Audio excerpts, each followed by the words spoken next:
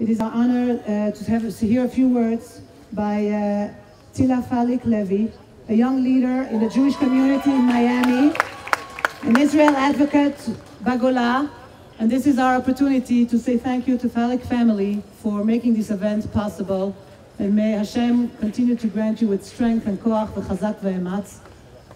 Tila, b'kasha. We just read Eicha, the Lamentations, and the terrible story and the history of our beloved Jerusalem. It's a story of pain, of destruction. It's a bloody story. It's a terrible story. Although we must remember our history in order to secure a better future, how can we read this every year on Tisha BeAv when we're in Jerusalem and she's more beautiful than ever and she's ours? Our eternal, undivided capital for the Jewish people. The answer to Eicha is what we see right now. Am Yisrael be'eretz Yisrael in Jerusalem. We cannot view Israel as only the past, but also the present and the future. A great rabbi once said that the Jewish people and Eretz Yisrael were created simultaneously, and one cannot exist without the other. That's why we are here. The Jewish people are thriving. Medinat Yisrael is thriving. Jerusalem is thriving. 70 years of strength, 70 years of Torah, and 70 years of kibbutz galuyot. These are the miracles that we are living on a daily basis, and we are witnessing every minute while we are existing here in our land. We experience the miracle of the many delivered into the hands of the few. We have shown the world, as Rav Soloveitchik said, that Jewish blood is no longer cheap. We will defend ourselves, we will protect ourselves, and we will grow as a nation and as a people in our land. With these miracles come responsibility. Yoshua bin Nun, our first Zionist leader, was commanded by Hashem not only to conquer the land, but also to possess the land. That's why we are here tonight.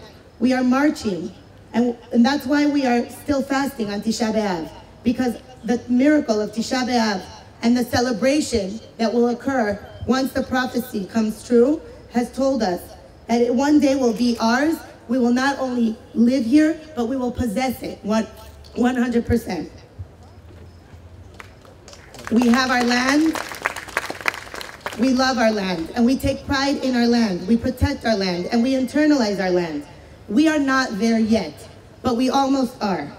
We are living in miraculous times, but we do not yet have the complete sovereignty over our entire city and our temple that we have prayed for and we continue to pray for on a day like today. Another answer to Eicha is in Shir HaShirim.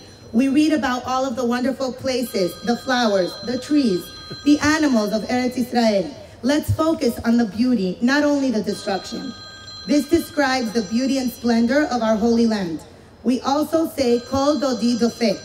Pitchili, this is about the ability of our nation, the beloved nation of Hashem, to recognize miracles and recognize Hashem. Not only do we need to focus on the miracles and on the supernatural, but we also need to recognize on the details of our homeland to understand that we do still have a responsibility. We have survived many generations and many difficult times because of our faith. But as Rebbetzin Chana Henkin taught me, we need to choose to be Jews of destiny and not only Jews of faith. We must strive to fulfill the prophecy and declare to Hashem, Zeh Hayom Adonai Nagila V'nismecha Bo. And finally, I'd like to end with a quote of my hero, Yoni Netanyahu, Zichrono Livracha, and Hashem Yinkom Damo. He wrote in his letters from an airplane. It's mine. Oh, okay. Sorry.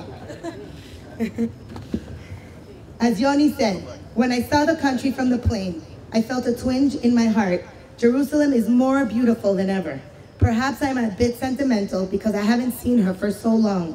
Despite everything that's wrong here, and God knows we have faults in our country, and there are evils, it's our country, and I love her as I always have, and I always will. Od lo avda tikvateinu, letiferet Am Yisrael and Medinat Yisrael.